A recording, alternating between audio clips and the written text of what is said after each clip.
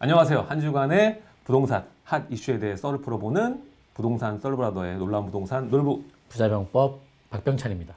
자, 오늘은 저희 둘이서 진행을 할 거고요. 1부는 이슈에 대한 근황썰, 2부는 여러분들이 남겨주신 고민 Q&A를 잡고 해결해보는 시간으로 나눠서 갖도록 하겠습니다. 자, 1부 근황썰부터 얘기를 하는데, 자, 일단 첫 번째 이슈는 뭐 대선이 이제 일주일도 안 남았잖아요. 며칠 안 남았는데 그러네요. 이거를 두고 조세 완화책들, 그러니까 1주택자 특히 부담 완화를 위한 조세 특례 제한법 검토 중이다, 이런 얘기가 나오고 있고, 사실 대선과는 별개로 문제로 이번 정부에서도 이제 말기잖아요. 말기를 남겨놓고 제일 중요한 게 이제 재산세, 뭐 종부세 근간이 되는 이 공시 가격 요거를 동결하겠다, 뭐 이런 얘기는 계속 와서 있어요. 올해도 원래 정말 많이 오를 예정인데 그거를 뭐 21년 수준으로 하겠다는 얘기는 있었거든요. 그래서 여기에 대한 얘기를 할 텐데, 지금 이뿐만 아니라 대선 전에 각 후보가 여러 가지 부동산에 대한 세금을 완화책을 얘기를 하고 있어요. 예. 다른 게 아니라 뭘 하겠다라는 거는 이제 DTX나 뭐 이런 것들은 얘기를 끝났고, 우리가 실질적으로 받아들일 수 있는 부분은 먼 미래 5년 뒤 10년 뒤에 완공되는 게 아니라 당장 내 세금 깎아주는 거, 거기에 관심이 많을 테니까 각 후보가 공통적으로 세금 올리겠다는 얘기는 안 해. 다 세금 깎아주겠다는 얘기만 합니다. 네. 그래서 이게 실효성이 있냐 없냐, 그리고 부동산에 줄 수 있는 효과가 과연 있느냐 없냐, 이게 중요할 것 같거든요.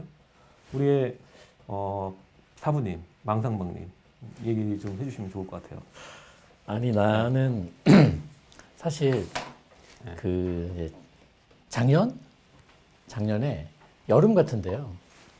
작년 여름에 이제 올해 전망했던 것 중에 하나가 그 2022년도 보유세에 대해서 이제 세금 완화 정책이 나올 것 같다. 이제 이 말씀은 작년 여름에 드렸던 것 같아요.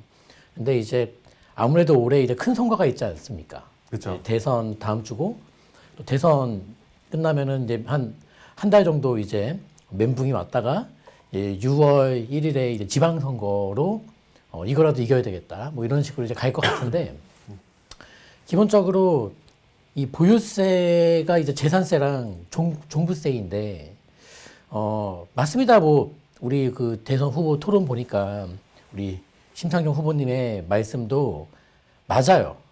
맞아요. 그런데 이 정도의 기준이 서로 다른 것 같아요. 그러니까 좀 자산이 많고 좀 많은 걸 갖고 있는 사람들이 세금을 많이 내는 게 뭐가 문제냐. 이제 이렇게 말씀하셨어요. 그래요. 그럼 세금을 많이 갖고 있고 하시는 분이 당연히 없는 분들보다 더 내는 거는 맞죠. 맞아요. 근데 그게 어느 정도 선까지가 사회적으로 뭐 감당할 수 있는, 인정할 만한 합의점을 끄집어낼 수 있을 만한 정도의 차이다. 나는 그렇게 느꼈어요. 그래서 지금 이 재산세에서 이제 뭐 재산세, 종부세, 뭐 이제 1주택자 완화 얘기 나오고 있는데 해줄 거고요. 왜냐하면 이제 지방선거가 있기 때문에. 근데 지금 이것보다 더, 이것은 일단 일종의 이제 그 시장에 영향을 끼친다 안 끼친다 이것보다도 어차피 이제 1주택자 분들에게 적용되는 혜택이기 때문에 이거는 그냥 말 그대로 정치에 입각한 정책이다. 이렇게 이제 보시면 좋겠고, 이 대선이든 뭐 이런 뭐 대선을 앞두고 나오고 지방선거를 앞두고 나오는 여러 가지 이제 규제 완화책들이 이제 계속 나올 텐데요. 4월, 5월 계속 나올 거예요. 이거 말고도. 그리고 대상 범위도 더 넓혀준다든지, 예를 들면은 정도를 키워준다든지. 근데 이제 그걸 다 떠나서 지금 중요한 것은 이 각 정당의 후보자분들의 어떤 공약, 그 공약의 현실 여부, 이게 아니라는 거예요. 참 안타까운 얘기지만, 그리고 어렵게 준비한 공약들이 많으실 텐데 관심이 없어요. 관심이 없고, 그냥 우리가 지금 국민 여러분들에게 난 이렇게 좀 얘기를 하시는 정치인들이 아무도 안 계시던데, 그냥 제가 느끼는 현실적인 얘기 드린다면 이렇게 보고 싶습니다. 지금 마치 뭐 정권이 뭐 바뀌든 안 바뀌든, 뭐 바뀐다면 이제 대한민국이 아예 다른 길로 가는구나, 이게 아니라 지금 근 5년간 완전 잘못된 길로 오랫동안 걸어왔어요. 아예 잘못된 길로. 여기서 올바른 길로 돌아가는 게 아니라 잘못된 길을 돌아서 다시 가야 돼요. 그러니까 지금 이번에 출범하는 정부에서 우리가 뭔가를 기대하기 참 어려운 게 그냥 그동안 잘못된 5년을 되돌리는데도 5년이 벅차. 전 그렇게 봐요. 그러면 그게 국민들의 뜻이 모아지고 정치가 여러 면에서 이제 합의점의 그 근처에서 정책들이 이제 펼쳐지고 한다면은 최소한 어떤 시너지, 긍정적인 어떤 효과 이런 게 아니라 그동안 잘못됐던 거 수습하는데 남은 이 앞으로의 5년을 다 쓸 것이냐 아니면은 한 3년만 쓰고 2년은 새로운 길로 갈 것이냐. 저는 이 정도로 보는 것이죠. 그러니까 너무 큰 기대를 가지면 안 돼요. 지금 왜냐하면 지금 우리가 너무 잘못된 길로 5년 내리 달렸어요. 여기서 이제 이거는 뿅 없어지고 새로운 길로 간다? 이게 불가능해요. 인풋이 있으면 아웃풋이 있는 거거든요. 그래서 그러니까 너무 이 새로 출범하는 정부가 뭐 우리 뭐 여당의 어떤 그게 가든 아니면 야당의 어떤 다시 이제 출범을 하든 간에 이 잘못된 5년을 되돌리는데 많은 시간과 사회적인 비용과 여러 가지 것들을 허비할 수밖에 없다라는 것을 우리가 알면서 대응하시길 바라겠고 지금부터 이거 외에도 현존하는 여러 정책들이 있지 않습니까? 이 재산세 종부세가 이게 다가 아니라요. 그렇죠. 싹 다 바뀌게 돼요. 싹 다. 취득. 싹 다. 그래서 어제도 이제 상담하다 보니까 2주택자 분이신데 이거를 팔아서 뭐 사고 싶다라고 얘기하셨을 때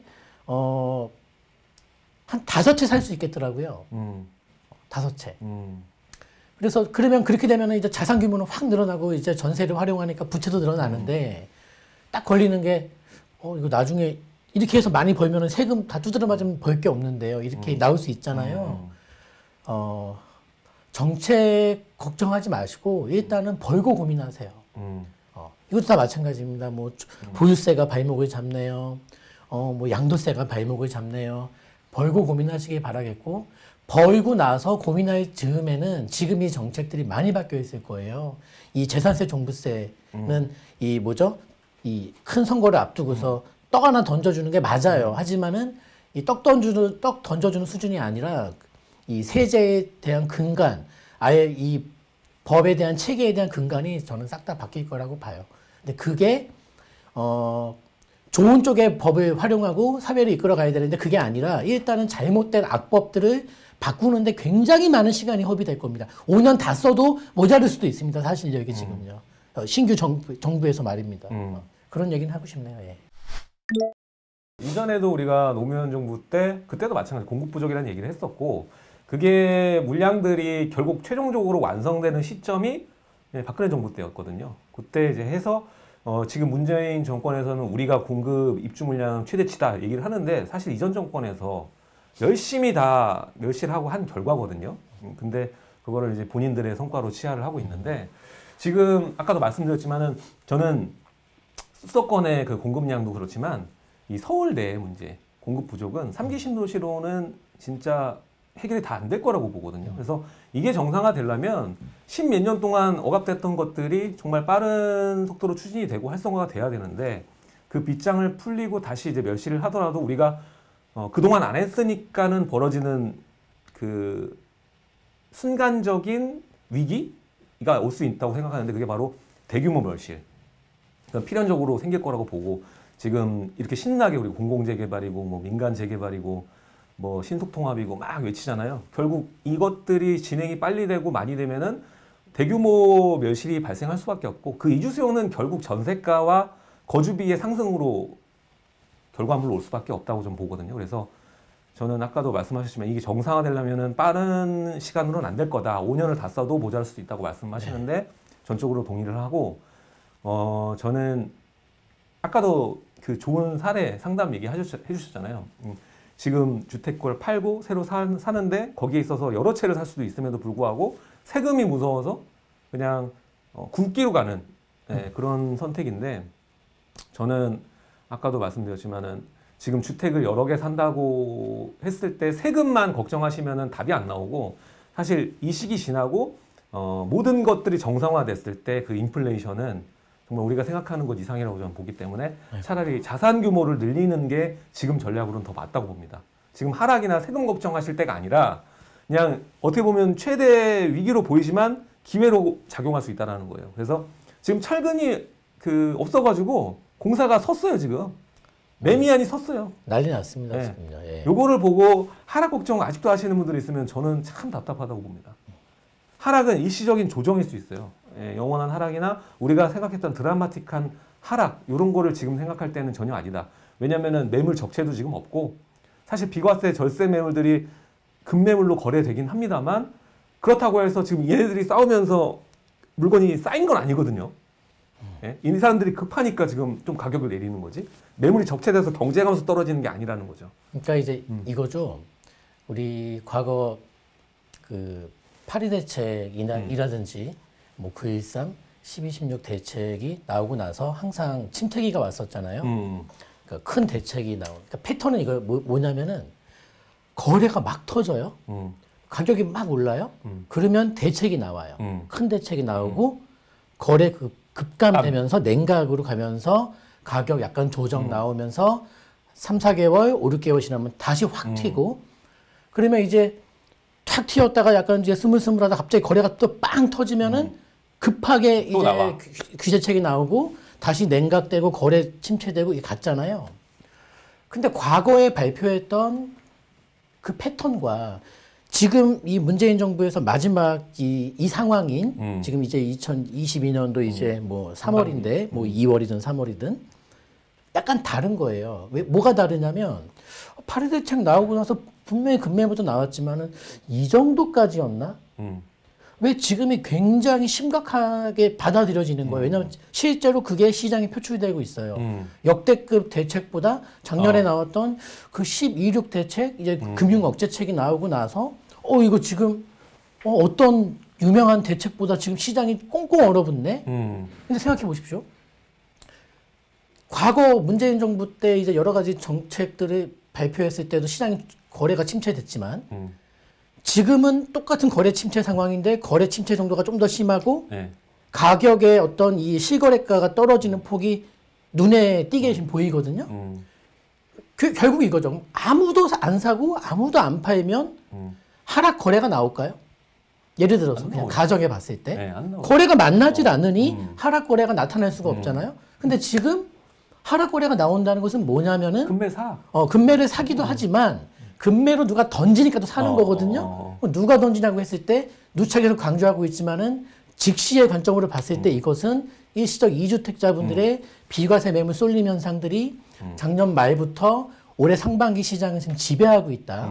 심지어 그게 우리가 까맣게 잊고 있었던 3년 반 전 발표한 2018년도 9.13 대책도 최근 상황과 연동되는 세금적인 연관이 있게끔 짜여진 판이 됐고, 뭐 19년도에 12.16 대책, 재작년 2020년도 거래, 작년 21년도 거래 할 것 없이 이 일시적 2주택 비과세 매물의 매도 시한이 작년 말 올 초를 가리키고 있으니 이게 빠르게 소화되는 과정에서 이 비과세를 받아야 되는 기한이 임박한 매물들이 나오고 있기 때문에 급매물 거래가 만나고 있다는 것을 우리가 알아야 되는 것이고 이게 과거 파리 대책, 9.13 대책, 12.16 대책 발표 직후의 시장 냉각 현상과 지금 2022년도 초반에 시장 냉각 현상의 원인이 다른 것을 우리 시청자분들이 이해하시면서 요 매도 임박한 것들이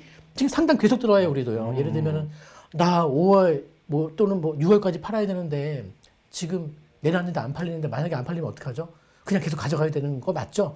이렇게 지금 물어보고 있다는 것이죠, 이제. 다 그런 상황이에요, 상황이. 저도 대다수 상담이 지금 일시적 그 2주택을 활용해서 갈아탈 물건하고 본인이 팔아야 되는 거, 거기에 대한 질문을 많이 하거든요. 근데 사실 저는 일시적 2주택을 활용해서 정말 좋으실 분들이 있고, 일시적 2주택을 지금 활용하면은 별로인 분들이 있거든요. 그래서 굳이 이제 비과세 혜택이 정말 크고 드라마틱하지 않다면 그냥 임대사업자로 활용한 거주주택 비과세를 남겨놓고 그 다음에 그냥 가져가는 길로 가야지.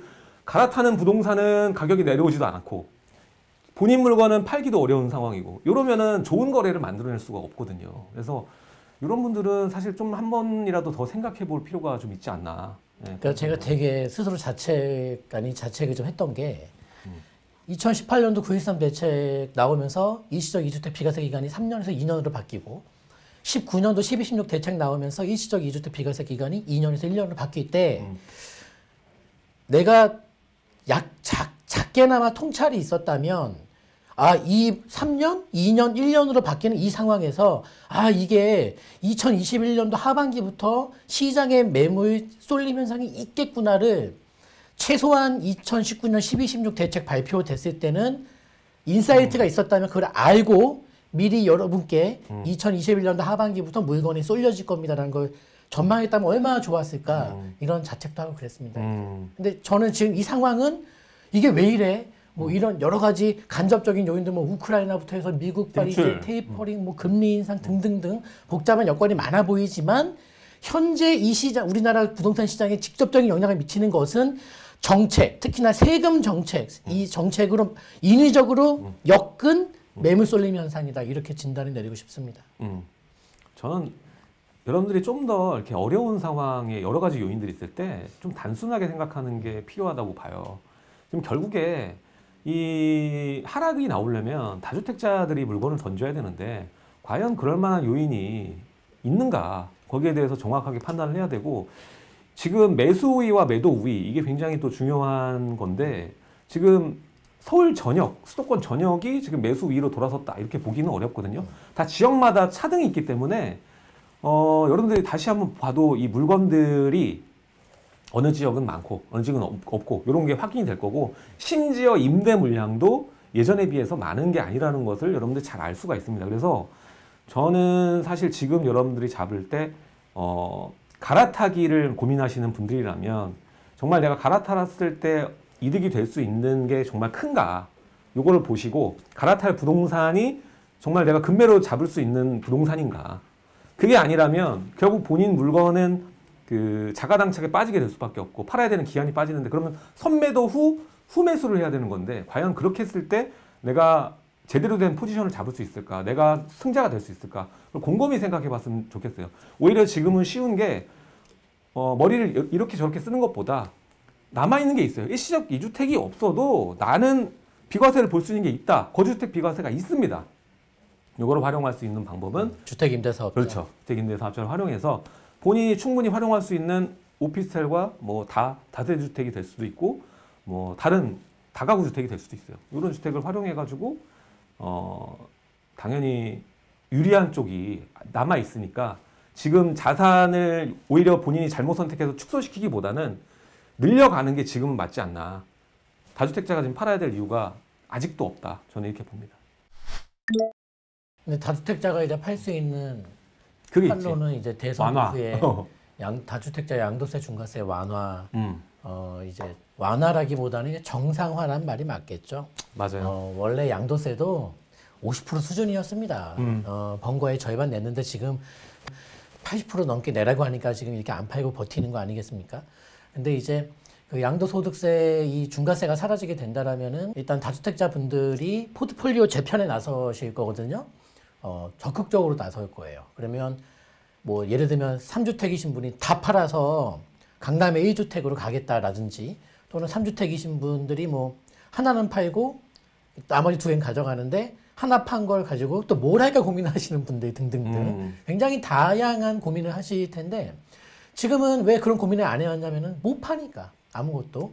근데 이제 다주택자 양도세 중과세가 이제 정상화된다라면은 이제 그 부분에 있어서만큼은 다주택자분들의 포트폴리오 재편 과정에서 중저가, 이게 중가, 저가 이 두 가지 파트에서 시장에 급매물들이 나올 거다.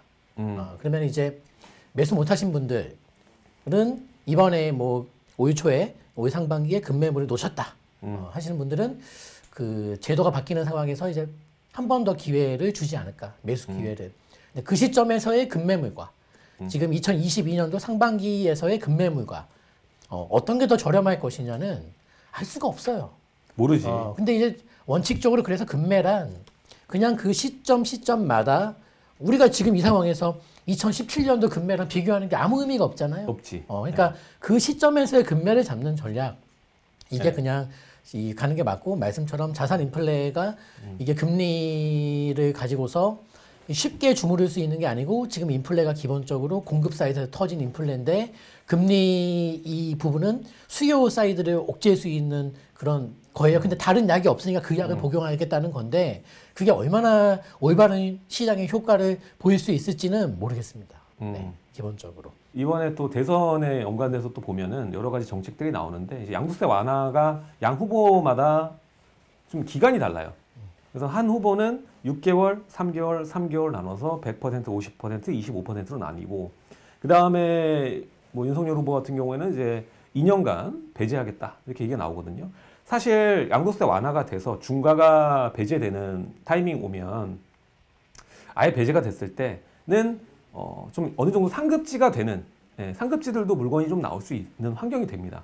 특히 임대사업자 물량이 많이 잠겨 있는 데가 이제 강남 일대나 뭐 이런 데가 많기 때문에 사실 이 양도세 중과가 배제가 되면은 그 우리가 지금 중저가 단지 외에도 좀 기회가 올 수 있는 지역들이 좀 나올 거라고 저는 생각이 되는데 그게 정말 나오게 된다라면 또 여러분들이 상급지에 대한 그 갈아타기, 급매물 뭐 이런 것도 기대해 볼 수 있지 않을까라는 생각이 드는데 저는 사실 이제 6개월, 3개월, 3개월 이렇게 나누면 그거는 조금 되게 아쉽다고 봐요. 6개월 동안만 팔 수 있다.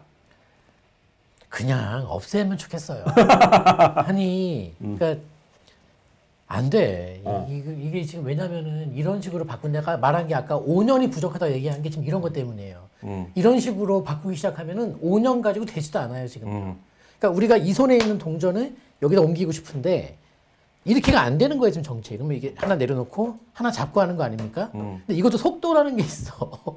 근데 머리 쓰는 거잖아. 지금 일단은 1년 해놓고 6개월, 3개월, 3개월 하면은 사람들이 겁먹어서 6개월 내에 다 일시에 다 던질 거다. 이 생각을 하는 것 같은데 전혀 그렇지 않습니다. 처음에 2, 3개월 눈치 싸움 들어가고 그 다음에 거래가 좀 될 법하면 또 이제 서로 그때 몰려. 그리고 정책 하면서 못 팔아요, 결국 6개월 내에. 그러니까 이제 저도 이해는 가는 게 이게 갑자기 큰 변화가 오면 시장에 큰 쇼크가 있을 수 있기 때문에 저렇게 이제 완충으로 정책을 펼쳐나가겠다 하는 건데 아무튼 간에 그래요. 뭐가 됐든 간에 그냥 없어져야 되는 정책이 맞습니다.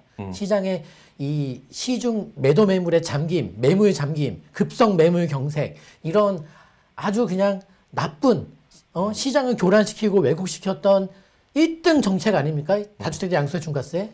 그러니까 이런 것들은 하루빨리 없애버리는 게 좋은 정책이고 뭐가 됐든 간에 서서히 변화를 주시든 뭐가 됐든 간에 이거는 전국적으로 빨리 없애야 되는 정책이다. 그렇게 생각을 하는 것이죠. 중과를 아예 없애야 돼요. 그래서 그 보유별로 1주택만 주는 게 아니라 장기 보유하신 분들 장특공제 들어가야 쉽게 던지지. 일반 과세로도 중과 20% 30% 없어도 못 팔 사람 많아요. 그래서 장특공제도 그대로 살려주면서 좀 시중에 물건이 돌 수 있게끔.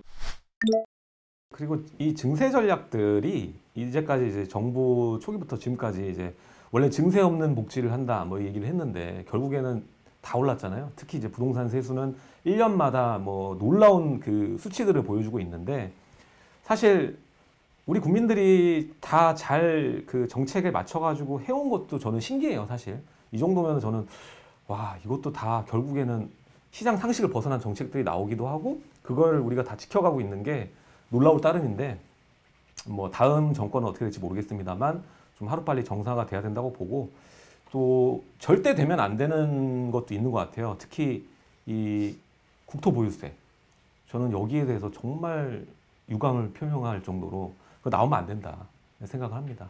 일단 토지배당제인데 그게 나오면 이렇게 얘기를 해요. 국민 90%는 그 혜택을 받는 입장이지 그 페널티가 없다 얘기하는데 아닙니다. 이게 모든 인플레이션을 만드는 근간이 돼요. 그래서 우리가 생산수단하면은 토지, 노동력 들어가죠.